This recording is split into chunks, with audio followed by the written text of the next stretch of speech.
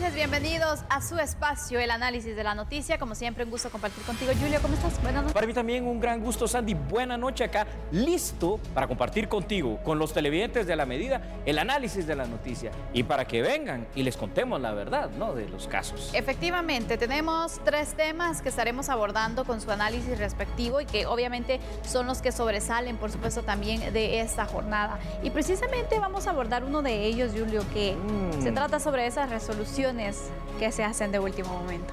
Cosas legales o cosas que parecen legales y no lo son. Un tema impactante en lo jurídico, en lo político y en lo social, al final de cuentas. Así es, y precisamente usted se preguntará qué pasó hoy con los magistrados de la Corte de Constitucionalidad. Bueno, ellos dieron a conocer sobre un resultado de una resolución que oficializaron en la que indican que ni los magistrados de la Corte Suprema de Justicia ni los jueces de las salas de apelaciones pueden dejar sus puestos a menos que se elijan a sus sucesores. Pero aquí le ampliamos la noticia. El 13 de octubre, los magistrados cumplen 5 años de mandato. Sin embargo, como el proceso de las comisiones de postulación está suspendido, la Corte de Constitucionalidad dictaminó que los actuales funcionarios judiciales de la Corte Suprema de Justicia y salas de apelaciones deben seguir en sus cargos hasta que sean sustituidos. Con fundamento en lo que establece imperativamente el artículo 71 de la Ley del Organismo Judicial, los magistrados de la Corte Suprema de Justicia no pueden dejar su cargo sino hasta el momento en el que se presenten a tomar posesión los profesionales legítimamente electos que deban sustituirles en sus cargos para el periodo 2019 al 2024. Martín Guzmán, secretario de la Corte de Constitucionalidad, afirma que las actuaciones de los magistrados que deberán seguir en sus cargos después del 13 de octubre serán válidas. Opina que sí, derivado de que el ejercicio del cargo en las circunstancias descritas deviene de la aplicación del contenido del artículo 71 de la Ley del Organismo Judicial. Esto provocará que toda actuación que efectúen los citados funcionarios judiciales dentro del marco legal, en tanto se designa a sus sucesores, conservará validez. El magistrado Neri Medina dijo que el 12 de octubre nombrarán a Silvia Patricia Valdés como presidenta de la Corte Suprema de Justicia. El día 12 por la noche la Corte Suprema se va a integrar como corresponde, a efecto que el señor presidente pueda darle posesión a la vocal 1 para continuar como ejerciendo la presidencia del organismo judicial. Y nosotros continuaremos pues en nuestras funciones normales, administrativas y judiciales. A decir del magistrado Medina, tanto la Corte como las cámaras continuarán con sus funciones jurisdiccionales normales luego del 13 de octubre. Y por supuesto, las reacciones no se hicieron esperar. La Cámara de Industria cataloga como un rompimiento al orden constitucional la decisión de la Corte de Constitucionalidad que señala que los magistrados de salas y también de la Corte Suprema de Justicia no deben abandonar sus cargos hasta que sean electos sus sustitutos. Es un poco preocupante realmente porque sí se generan varias dudas en este entorno. Para empezar, se está violando la obligación de alternabilidad de los funcionarios. Todas las cortes tienen su plazo de 5 años y a los 5 años, según la ley, tienen que salir de sus puestos. Entonces, yo creo que causa mucha incertidumbre en los mismos jueces de qué es lo que deben de hacer, puesto que ellos reconocen de que tienen que salir a su cargo, pero a la vez no pueden dejar la Corte sin magistrados. Entonces, realmente lo vemos con muchísima preocupación porque se está creando un vacío político, se está rompiendo el orden constitucional de Guatemala y vemos con una gran preocupación. Nuevamente son acciones que emite la Corte, los magistrados de esta Corte de Constitucionalidad, que no nos deja de preguntarnos qué es lo que realmente están tratando de hacer. O sea, ninguna de esas resoluciones de las que le mencioné anterior y estas crean un ambiente propicio para la Guatemala. También el presidente electo de nuestro país criticó las resoluciones de la Corte de Constitucionalidad y pide a los magistrados de la Corte Suprema de Justicia renunciar a sus cargos. Alejandro Yamatei manifestó que podría haber un rompimiento constitucional si la Corte de Constitucionalidad insiste en prolongar la permanencia de los magistrados de la Corte Suprema de Justicia y Sala de Apelaciones después del 13 de octubre, cuando vence el plazo constitucional. El tema es preocupante, no quisiera que cayéramos en un rompimiento constitucional, de hecho podríamos caer en eso en 4 días, y este es un llamado a la Corte de Constitucionalidad para que declaren o retiren la posibilidad de que esto se mantenga, de accionar que nos va a llevar a que los magistrados se mantengan ad perpetuum. No le conviene el día de mañana, vamos a tener un presidente que no se va a querer ir, pues, y va a presentar un amparo para no irse. Y eso no nos conviene. O congresistas que van a presentar amparos para no irse. Entonces, eso no nos conviene. Los plazos en nuestra Constitución son finitos y no pueden tener más alcance que el que la ley establece. Un artículo, que si no mal me equivoco es el 30 de la carrera judicial, que dice que se pierde el grado de magistrado o de juez el día siguiente de finalizado su mandato y que lo estén alargando como que es con un lecanche hasta un plazo infinito donde no se sabe qué es lo que va a pasar. El presidente electo instó a los magistrados de la Corte Suprema de Justicia que renuncien a su cargo de forma irrevocable para garantizar el cumplimiento de la Carta Magna del país.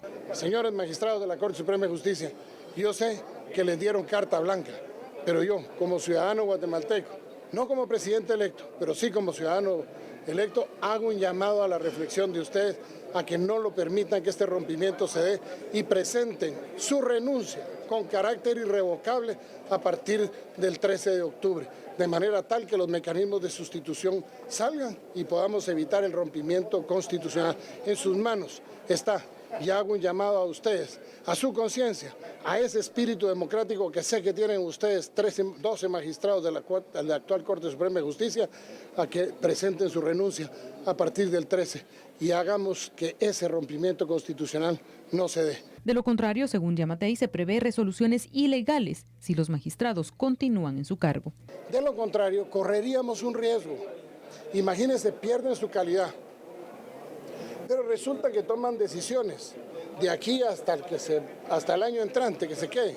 Cuando ya no esté esta Corte de Constitucionalidad, ¿qué va a pasar con todas las resoluciones? Cuando una nueva Corte de Constitucionalidad alguien plantee que todo lo actuado desde el 13 de octubre de este año hasta abril del año entrante, del año 2021, sea ilegal, porque todas las acciones fueron tomadas ilegalmente. ¿Qué va a pasar?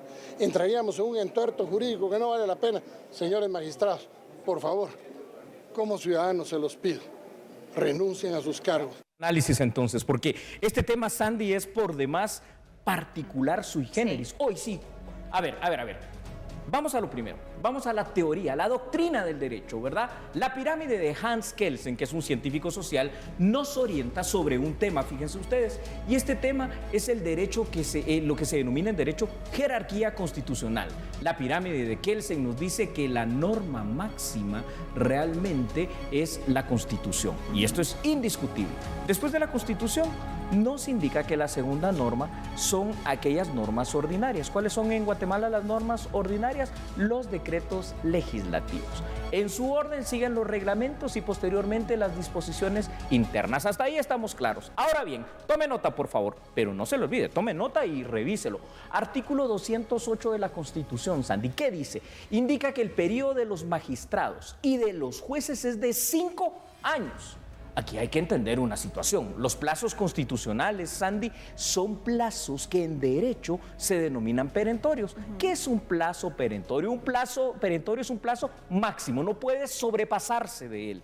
La situación que se está dando ahora y que el próximo domingo se puede concretar puede rayar en una situación legal o ilegal. Y yo te quiero pedir apoyo en este instante. Entendamos la otra parte.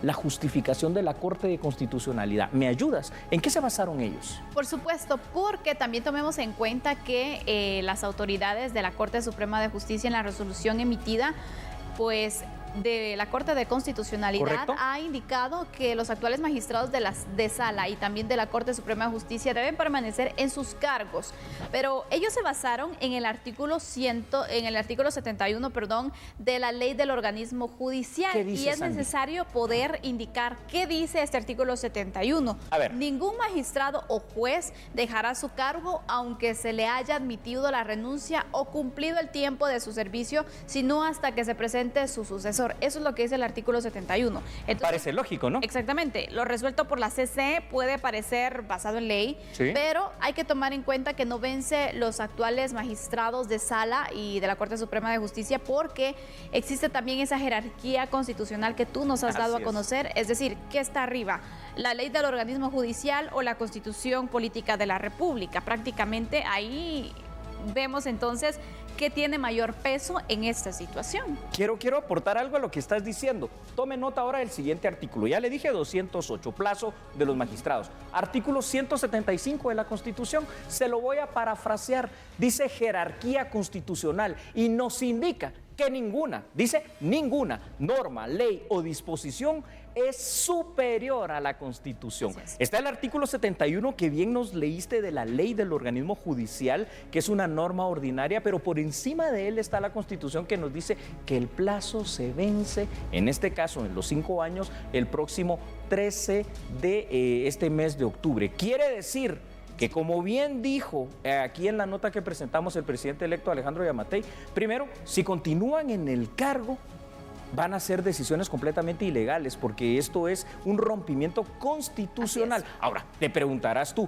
pero es que si no siguen los magistrados de Sala y de Corte, ¿nos quedamos sin magistrados? No, Sandy, la ley del organismo judicial da una salida. Dice, por ejemplo, que si ellos ya no están, se vence el plazo, o si ellos renuncian, como propone Alejandro Yamatei, los mismos magistrados se reúnen, me refiero a los magistrados de Sala, y entre ellos que están al mismo nivel, esto se llama primus inter pares, el primero entre pares, el primero entre iguales, van a designar de los magistrados de Sala, que son muchísimos, son alrededor de 90, 100 magistrados de Sala en todo el país, a quienes van a ocupar temporalmente las 13 magistraturas de la Corte Suprema de Justicia. Salida constitucional y legal existe.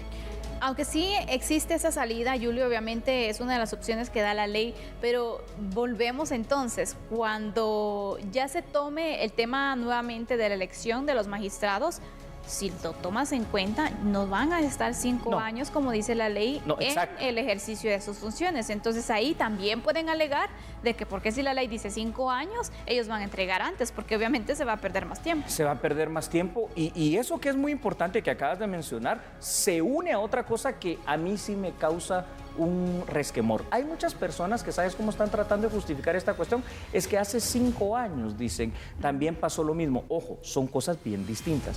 Hace 5 años, es cierto, la actual Corte Suprema de Justicia no tomó posesión el 13 de octubre, lo hicieron en el mes de noviembre, no recuerdo exactamente el día, digamos que un mes después aproximadamente, pero ya habían sido electos, ya había pasado el proceso de selección. En este caso, ni siquiera se ha iniciado porque se retrotrayó hasta el principio el proceso de selección. ¿Qué pasa? Ya pasó esa vez, por las razones que sean, pasa ahora en este año. Son 2 casos avalados por la Corte de Constitucionalidad. Para que exista jurisprudencia en materia constitucional, se necesitan de 3 casos iguales. Si hay otro caso en cualquiera de los poderes o puestos de elección, de cualquier manera, que se vuelva a analogar a esta situación, después el riesgo real es que un diputado, un alcalde, un presidente, un magistrado se quiera perpetuar en el poder. Esto es el verdadero rompimiento constitucional avalado por la CC. Y no sirve de nada entonces tener nuestras leyes que son bastante claras en este sentido, si obviamente se va a hacer lo que los magistrados de la Corte de Constitucionalidad quieren, porque prácticamente quienes vinieron a mover y a poner de cabeza todo fueron ellos. Fueron ellos. Entonces, Sandy, entendamos y recapitulemos, porque puede ser que todavía ahorita la gente, si no, digamos, ha estudiado el derecho, pueda quedar todavía con la duda. A ver, está la Constitución, por un lado, y está una ley, la ley del organismo judicial, que les dice que no pueden abandonar el cargo, pero es superior la Constitución. Así que hay que hacer caso a la Constitución y hay que implementar entonces 2 salidas. La primera la dijo el presidente electo Alejandro Yamatei, la renuncia, lo cual obligaría entonces a que entre magistrados de Sala escojan por sustitución temporal a quienes ocuparían las 13 magistraturas. Como eso está contemplado en la ley del organismo judicial, no altera la Constitución ni altera una norma o disposición ordinaria. De lo contrario, si se hace caso a una resolución arbitrariamente ilegal, que es la que resolvió la Corte de Constitucionalidad al dar este amparo de manera provisional, se va a romper primero la Constitución, se va a romper el orden legal, se va a sentar casi jurisprudencia en este tema y después entonces no vengamos a reclamar cuando cualquier miembro de cualquiera de los 3 poderes del Estado se quiera perpetuar en el puesto, porque la Corte de Constitucionalidad está abriendo esta puerta tan peligrosa. Hay algo que no me queda claro, Julio, quiero que lo expliques, por favor. ¿Qué pasa entonces si los magistrados de las salas ocupan los espacios de los magistrados de Corte Suprema de Justicia, pero van a quedar vacantes de los magistrados de sala? Porque recordemos que hay 2 procesos que se cancelaron en ese sentido. Correcto. Sala de apelaciones y también la Corte Suprema de Justicia. Entonces, resolvemos una situación por un lado en la Corte Suprema de Justicia, pero dejamos también otra pendiente que es los magistrados de sala. ¿Quién va a ocupar ese espacio? Y esa es la parte realmente que viene a hacerse terrible, Sandy. Y aquí, como no tenemos un precedente en este caso, nos encontramos frente a una verdadera laguna legal. Sí. ¿Por qué? Hay personas que no fueron designadas en el momento, hace 5 años que se eligieron los magistrados de sala, sí. Que pueden actuar como suplentes, sí. Pero aquí sí la interpretación pudiera ser amplia. En teoría deberían de ser estas personas, como si hubiera renunciado dentro de su periodo uno de los magistrados de sala y quienes no fueron designados ocupasen su vacante, ellos pudieran llegar a ocupar estas vacantes. Pero el problema es que en número no llegan a ser suficientes, por lo cual estamos delante precisamente de un claro, evidente, peligroso y terrible rompimiento constitucional. Arreglamos la parte, y con esto ya casi concluyo, Sandy, de la Corte Suprema de Justicia, pero dejamos abierto a que las salas ya no funcionen porque no habría cómo integrarlas. No las puedes integrar con jueces de primera instancia. Difícil la situación que se registra, pero es derivado también de esas resoluciones de la Corte de Constitucionalidad. Así es. Ojalá que se buscara la manera que ellos pudieran enmendar también todo esto que se ha generado. Y bueno, de momento todavía no se sabe cuánto tiempo va a pasar para la elección porque no se ha iniciado el proceso, aún está en el limbo, entonces vamos a estar pendientes de lo que pueda suceder. Ha llegado el momento de que vayamos a una pausa, pero lo invitamos para continuar con nosotros porque el segundo tema que tenemos está bastante interesante también. Sí, tiene que ver con el plástico. ¿Seguimos con la disposición de ya no utilizarlo en 2 años o se deroga la misma? Ya lo vamos a analizar. Después de la pausa, ya volvemos. Somos a la medida.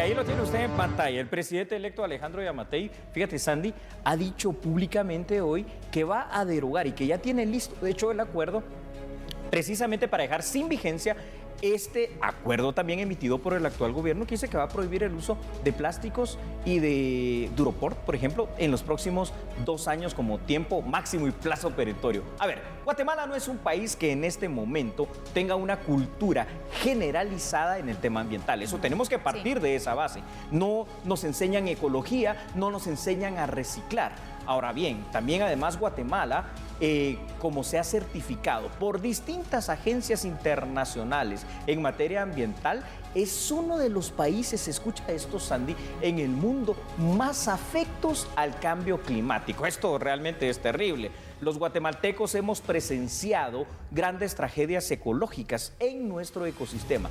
La casi pérdida del lago de Amatitlán, por ejemplo, es algo que podemos mencionar. La pérdida también de nuestra selva tropical allá en el Petén y la contaminación de todas nuestras costas, ríos, lagos. Algunos municipios en nuestro país, de una manera bastante exitosa, podemos decir, Sandy, han logrado disminuir la utilización de plásticos de un solo uso y del poliestireno expandido que nosotros llamamos comúnmente Duroport, pero son la excepción. Por eso la pregunta ahora en este análisis es si debe o no derogarse ese acuerdo que prohíbe el uso de los plásticos.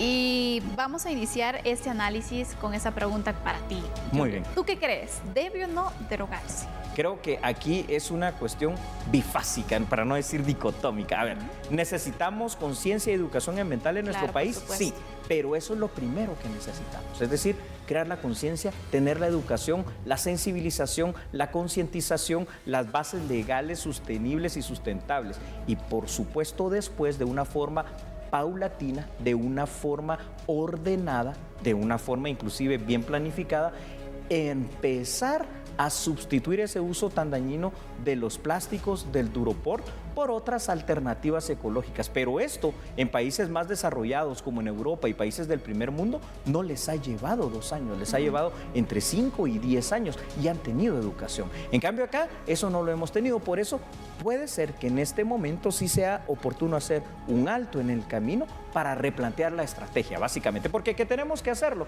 tarde o temprano lo vamos a tener que hacer. Definitivamente, estoy de acuerdo contigo en el tema educativo, porque creo que es muy importante. Entonces, partamos desde una modificación incluso en el pensum de estudio, donde se incluya temas ambientales, como reciclar y, por supuesto, crear esa cultura al final, porque por ahí debemos partir. Hay ciertas, ese es el éxito. Exactamente, y hay ciertas ideologías o ciertos pensamientos que se tienen en diversos países. Pongo de ejemplo, por ejemplo, a Japón en este caso, donde ellos le enfocan mucho a los niños, por ejemplo, cuando quieren modificar o fortalecer un tema, y especialmente el tema ambiental, que le han dado mucha relevancia, y es impactante ver que en las calles están completamente limpias. Las personas incluso hacen la división de la basura. Eso es increíble, pero también existe la cultura de que, bueno, yo reciclo, yo dejo exactamente cada basura o cada desecho en una bolsa que es de diferente color, pero también las personas que pasan recogiendo la basura tienen esa cultura o saben qué hacer con ello. Pero aquí es muy rara la persona que clasifica la basura y si lo hace, da lo mismo porque va al mismo lugar la basura. Entonces, al final no tenemos esa cultura ni esa educación. Entonces, tomemos de ejemplo a estos países. ¿Para qué? Para que se pueda educar tanto al adulto, pero sobre todo enfoquémonos en el niño, porque el niño es el que al final va a darle seguimiento a ese cuidado ambiental. Hombre, muy bien dicho, has hecho un análisis perfecto. Ahí está la clave, precisamente. Una ley, una prohibición, un acuerdo per se no va a cambiar el tema del uso de plásticos ni la mayor o menor contaminación. El cambio climático ahí lo tenemos, es un hecho. La situación del plástico, el plástico es plástico, en sí el plástico no es el dañino es el uso que le damos, no, tal vez no el uso, el mal uso que le damos. Y ese mal uso deriva precisamente de lo que tú decías, una falta de sensibilización, una falta de formación, una falta de educación y hasta una falta de incentivos para que yo, a cambio de hacer eso, primero sepa que estoy ayudando a mi país, estoy ayudando a mi ecosistema, estoy ayudando a mi planeta y además, con algunas ocasiones, como pasa en otros países, tú, por ejemplo, entregas un vidrio, un plástico, hasta te dan como canje alguna cantidad dineraria, aunque sea pequeña, pero ya te crea un incentivo, es una motivación. Si hacemos eso primero, la prohibición en lo legal después va a ser mucho más fácil. Y yo creo que ese es el camino a seguir, ¿verdad? Y es que queda demostrado, Julio, que no necesariamente prohibir y sancionar es una de las soluciones o de las salidas más prácticas. Correcto. Y te voy a poner un ejemplo. Por favor. Tal vez no es en cuanto a este tema, pero se creó, exactamente, se creó, por ejemplo, el reglamento para prohibir que los motoristas anden zigzagueando, estén sin chalecos, sin casco. Está prohibido, hay una multa, pero ¿qué tanto se cumple? Exactamente, porque no hay educación respecto a la educación vial, precisamente. Perfecta analogía. Está prohibido que te pares, por ejemplo, con tu vehículo sobre el paso de cebra, y se hace. Está prohibido que pases los semáforos en rojo, y se hace, porque precisamente la ley, la prohibición per se, es importante, mas no es lo suficiente. Primero, educación. Segundo, control.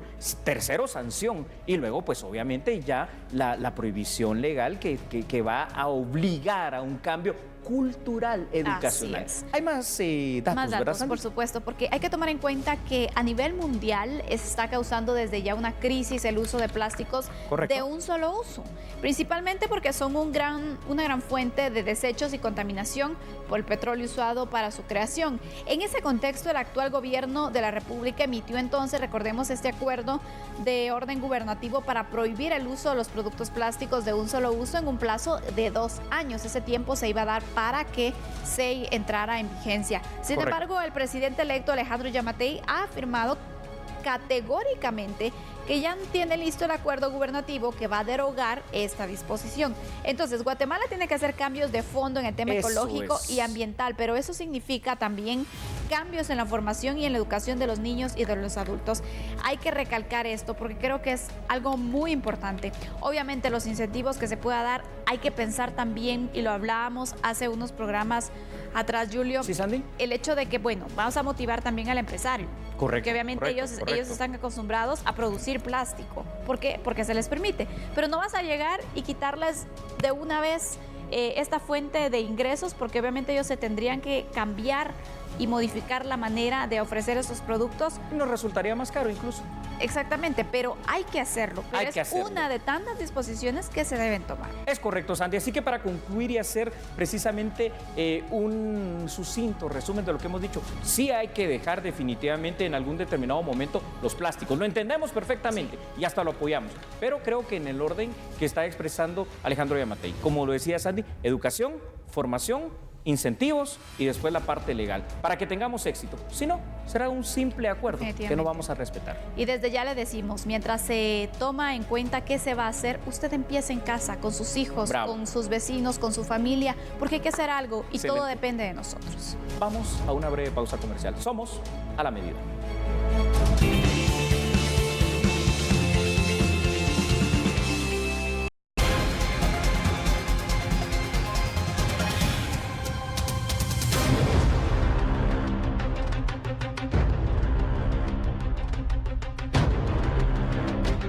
Mujeres vinculadas a extorsión fueron capturadas en la capital y algunos departamentos del país.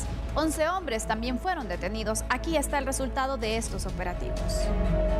Desde las 3 de la madrugada de este miércoles, 400 elementos de la Policía Nacional Civil fueron desplegados a varias zonas de la capital, municipios cercanos y en los departamentos de Retaluleu, Escuintla, Quetzaltenango y Suchitepeques, para realizar 90 allanamientos con el objetivo de capturar a mareros que se dedican al cobro de extorsión, a comerciantes y a 7 empresas de transporte colectivo. Como resultado, las fuerzas de seguridad lograron la captura de 29 personas, entre ellas 18 mujeres y 5 menores de edad. También se decomisaron armas de fuego, celulares y drogas. Para desarticular precisamente la clica Solo para Locos y la Crazy Gangster del barrio 18, dedicados a extorsionar a por lo menos 7 empresas de transporte público de estos departamentos, entregando teléfonos celulares y recibiendo llamadas amenazantes desde el interior de centros carcelarios. Luego exigían fuertes cantidades de dinero y se realizaban depósitos bancarios que van desde 1.500 hasta 20.000 quetzales en diferentes cuentas bancarias. El trabajo de varios meses de investigación de nuestros agentes, donde tuvieron que ingresar a callejones, colonias, asentamientos para poder ubicar estos 90 inmuebles, identificar a los integrantes de estas diferentes clicas para poder generar las órdenes de captura en conjunto con el Ministerio Público, fue bastante extenso. Información obtenida en requisas realizadas en cárceles permitió lograr desarticular estas bandas de extorsionistas, aseguran las autoridades de seguridad. Donde se han desmontado antenas y se han encontrado últimamente grandes cantidades de cable que es utilizado para generar señal telefónica y señal de internet para que los delincuentes desde el interior pues puedan hacer estas llamadas intimidatorias a sus víctimas.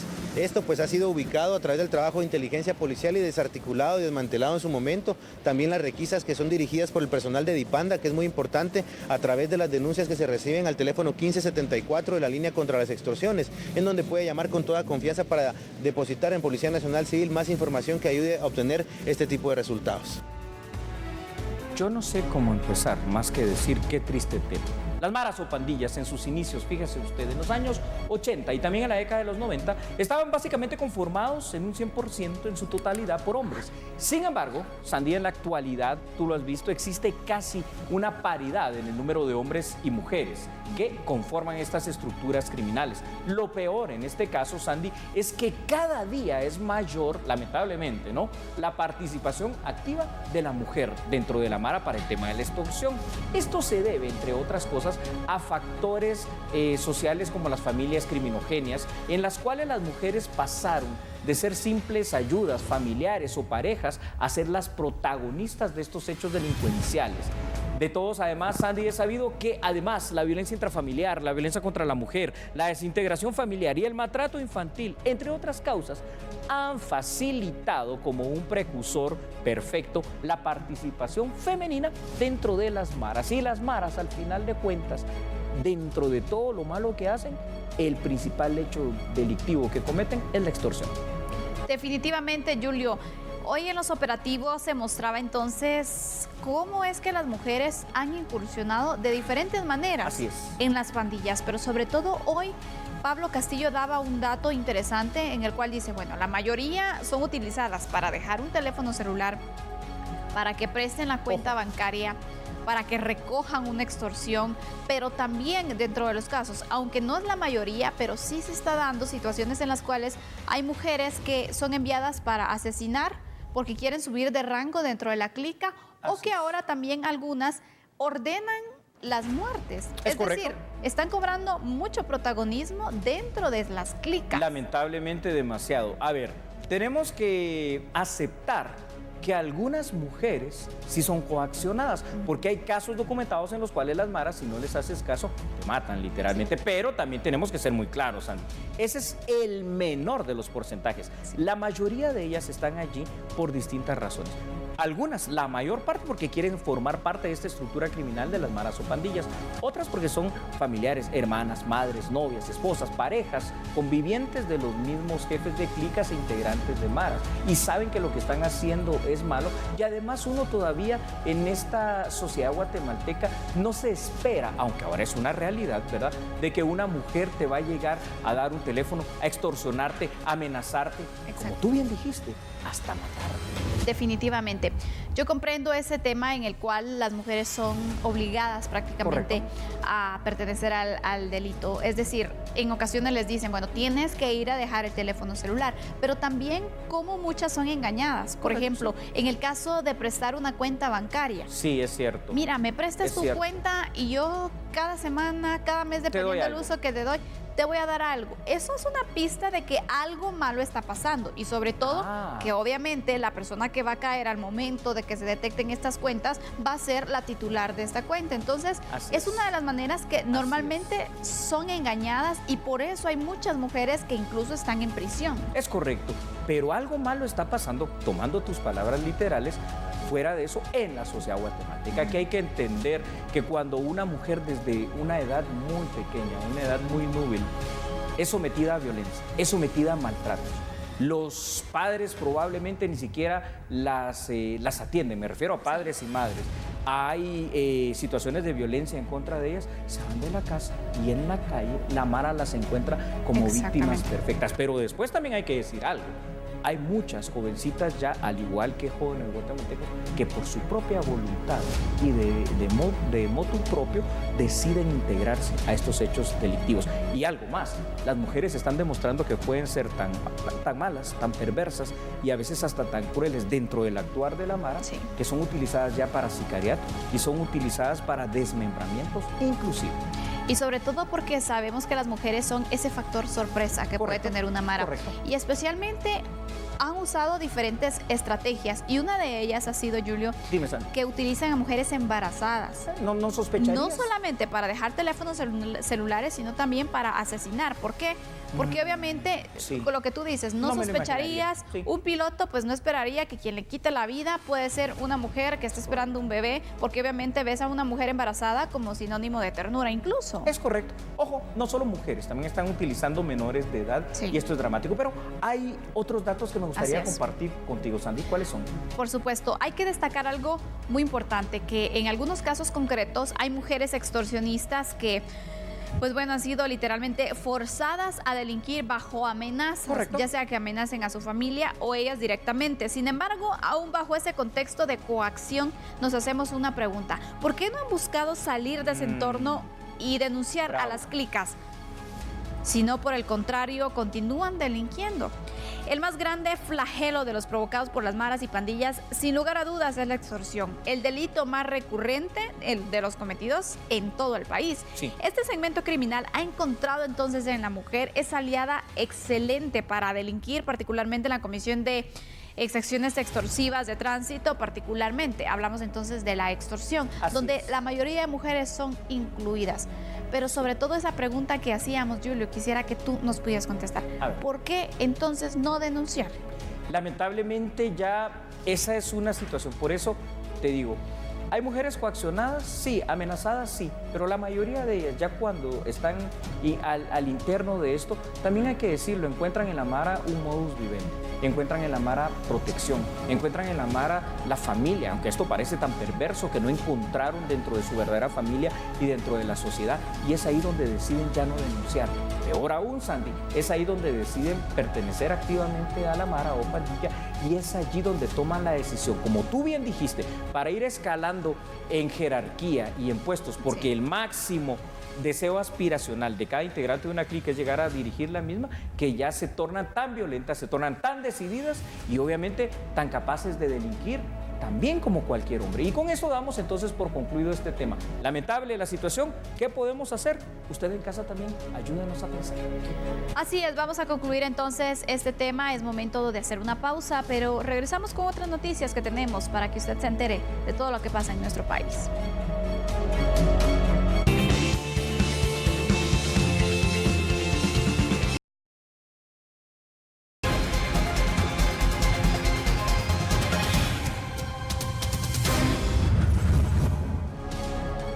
Una iniciativa de ley pretende la creación de un banco de alimentos, lugar que recibiría los donativos de comida y la repartirá también a personas en extrema pobreza para de esta manera combatir los índices de desnutrición. La iniciativa lleva por nombre Ley de Prevención de Pérdida y Desperdicio de Alimentos, con el que se busca combatir el hambre, malnutrición, inseguridad alimentaria y nutricional, por medio de la donación de alimentos no consumidos y antes que venzan. El proyecto de decreto propone al Ministerio de Agricultura para que esté a cargo de un banco de alimentos, ente encargado de recibir la donación de industrias, agricultores, restaurantes, hogares, etc., que además gozarán de un incentivo contemplado en artículos de la Ley de Actualización Tributaria. Además, instruye al MAGA para el fortalecimiento de la agricultura para evitar pérdidas de cosechas. Según la iniciativa, a nivel mundial, la pérdida y desperdicio de alimentos consume el 30% de la tierra dedicada a la producción de alimentos y el 25% del agua utilizada en agricultura. Según el Programa de las Naciones Unidas para el Ambiente, en Guatemala la pérdida y desperdicio de alimentos asciende a 52,000 toneladas anuales. La mayoría se pierde en la fase de procesamiento y transporte o porque la industria alimenticia no la vende antes de su descomposición. La iniciativa también dispone que productos alimenticios decomisados del contrabando también sean donados cuando se garanticen adecuados para el consumo humano. Usted recuerda que le hemos dicho acá en A la Medida que el combate a la corrupción pertenece exclusivamente a una cuestión que tenemos que hacer los guatemaltecos. Bueno, el Ministerio Público hoy, con otras instituciones del Estado, firmaron un convenio precisamente para propiciar la transparencia, la rendición de cuentas y prevenir las prácticas corruptas. Vea la información. El Contralor General de Cuentas aseguró que este tipo de convenios se convierten en herramientas indispensables para garantizar la ética pública y devolverle la confianza a la población en sus instituciones y sus gobernantes. Que nos permita articular esfuerzos académicos para capacitar continuamente a los funcionarios y servidores públicos en materia de ética, probidad y transparencia. Una de las grandes finalidades de este convenio es devolverle a la ciudadanía la confianza en sus gobernantes y sus instituciones. Todas las autoridades deben unirse a estas iniciativas de transparencia, indicó el ministro de Finanzas Públicas, para garantizar la calidad de los servicios públicos. Establecer los mecanismos. Todos estamos llamados a contribuir con este esfuerzo, especialmente las autoridades públicas. Todos debemos esforzarnos para que nuestra colaboración esté a la altura del reto que representa. Que se ha aprobado la estrategia de transparencia fiscal como parte de la modernización de la gestión pública, que persigue promover la transparencia y rendición de cuentas a través de la implementación de buenas prácticas. Es imprescindible la unificación de esfuerzos que garanticen una auditoría social y un combate directo a la corrupción e impunidad, según el organismo judicial. Consideramos imprescindible unir esfuerzos a fin de generar las condiciones óptimas para contar con entidades públicas fuertes, que estén fundamentadas en los principios de transparencia, acceso a la información y la auditoría social. El convenio incluye una serie de capacitaciones y talleres dirigidos a funcionarios y empleados de estas instituciones para fortalecer las prácticas de probidad y sus capacidades para mejorar la calidad del gasto público. En el Plan Estratégico del Ministerio Público 2018-2020 se impulsan acciones relacionadas a la buena gobernanza, la transparencia y la rendición de cuentas. Para la implementación de jornadas, seminarios, talleres, conversatorios, diplomados y otras actividades académicas de capacitación y formación continua dirigidas por y para los funcionarios y empleados de las instituciones del Estado de Guatemala y que serán desarrollados por las unidades académicas de cada institución. Estas actividades académicas y de capacitación se desarrollarán sobre temas de probidad, rendición de cuentas, derechos y obligaciones tributarios, procesos legales y en el régimen de adquisiciones y contrataciones del Estado. En otras noticias, un informe presentado por la entidad Gavi pronostica un panorama de recuperación para la actividad industrial. A pesar que la actividad industrial registró una caída del 1.8% en el primer semestre, este valor es menor al de los primeros 3 meses. De 14 áreas evaluadas, el sector minero e industria farmacéutica continúan viéndose afectadas por fallos judiciales y contrabando. ¿Cuáles son las industrias que lideran el índice? Porque son 14. Ropa y calzado está creciendo muy bien, hoteles y restaurantes está creciendo y también el sector salud. Ambos creciendo alrededor de 8 o 10%, los tres, perdón. Ahora, hay sectores en caída todavía, uno es la minería, que está cayendo, y la industria de manufacturas de medicina. Una por el tema que ustedes ya saben, que es el cierre de la mina, y el otro por el tema del contrabando, que está afectando mucho a la venta de medicinas producidas en Guatemala. En el tema minero es un tema de corte de constitucionalidad. La verdad que la mina del Escobal ya está en el lado de la cancha del Ministerio de Energía y Minas, que es el que la Corte de Constitucionalidad asignó como responsable de hacer la consulta de pueblos indígenas, que es condición para que puedan arrancar, que vuelvan a funcionar la mina. En lo que yo entiendo y lo que he visto en noticias es que todavía no está caminando la consulta y por lo tanto la mina sigue apagada. Otra de las recomendaciones del estudio es la mejora de los programas de seguridad e infraestructura. Gracias a usted, yo sé que está ahí, que nos está viendo. Lo esperamos mañana. Chao. Que descanse, feliz noche. Feliz noche.